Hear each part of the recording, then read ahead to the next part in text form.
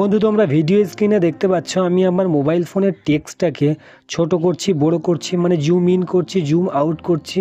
তো বন্ধু তোমরাও যদি তোমাদের নিজেদের মোবাইল ফোন থেকে ক্রোম ব্রাউজারে টেক্সটটাকে ছোট বড় করতে চাও, মানে নিজেদের মনমর্জি মতো টেক্সটের সাইজ রেখে সেভ করতে চাও, তাহলে আমার এই ভিডিওর সঙ্গে থাকো। তো বন্ধু এখন আমি আছি আমার মোবাইল ফোনের হোম স্ক্রিনে, আর ডান সাইডে নিচের দিকে গুগল ক্রোম দেখতে পাচ্ছি। গুগল ক্রোম ব্রাউজারে আমি টাচ করব।